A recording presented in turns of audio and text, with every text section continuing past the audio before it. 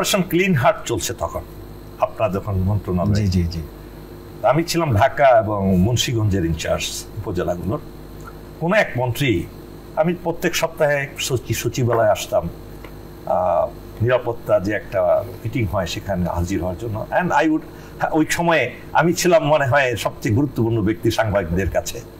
However আমাকে এক senior মন্ত্রী উনি অনুরোধ করলেন যে একটু অনুষ্ঠান শেষে যাতে তার অফিসে যাই। গেলাম। আমি আমার সাথে একজন খুব ভালো অফিসার রেখেছিলাম যাতে কোনো বিপদে না পড়ি। সাম মেজর হি রিটায়ার্ড এজ ব্রিগেডিয়ার জেনারেল। উনি আমাকে একটা ইনভেলপ হাতে দিলেন, দিয়ে অনেক কফি টফি খাওয়ার পর ইনভেলপ হাতে দিলেন, দিয়ে বললেন যে কর্নেল সাহেব, আপনারা তো সব জায়গায় খুব ভালো ভূমিকা পালন করছেন, সব সন্ত্রাসীদের ধরছেন, রাজনীতিবিদ সন্ত্রাসীদেরকে ধরছেন। এই লিস্টে আমার এলাকার সন্ত্রাসীদের নাম আছে, আপনি কাইন্ডলি এদেরকে ধরলে আমার এলাকা ঠান্ডা হয়ে যাবে। আমি মাননীয় মন্ত্রীকে বললাম, আমি দেখবো, আমার লিস্টের সাথে যদি চেক করে দেখি মিল আছে অবশ্যই আমি তাদেরকে ধরবো, এতে কোনো সমস্যা নেই। এরপরে ওর একটা কথা বললেন আমাকে যে গতকাল আমাদের বিরোধী দলীয় নেত্রী খুব গুরুত্বপূর্ণ একটি কথা বলেছেন, আমি সেই কথার সাথে একমত। আমি বললাম কি গুরুত্বপূর্ণ কথা? তিনি বলেছেন, শেখ হাসিনা বলেছেন যে মিলিটারির লোকেরা শুধু বিএনপি আওয়ামী লীগের সন্ত্রাসীদের ধরছে, জামাতের শিবিরের কাউকে ধরছে না। ইউ ক্যান রিমেম্বার, ঠিক এর আগের দিন এই কথাটা হয়েছে।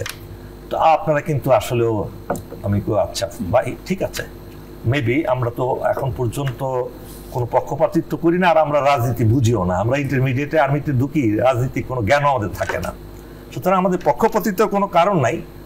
আপনি যদি সঠিক বলে থাকেন তাহলে আপনার লিস্টটা দেন, লিস্টের মধ্যে টিক করে দেন, হাইলাইট করে দেন, আমি আজকে রাতে যদি তারা সন্ত্রাসী নাও হয় আমরা ধরবো আজকে জামাত শিবিরের রাত। Please highlight this names. Believe in me, তখন যদি সিসি ক্যামেরা থাকতো হয়তো সিসি ক্যামেরা প্রচলন ছিল না। মন্ত্রী এমন প্রস্তুত হলেন যে না আসলে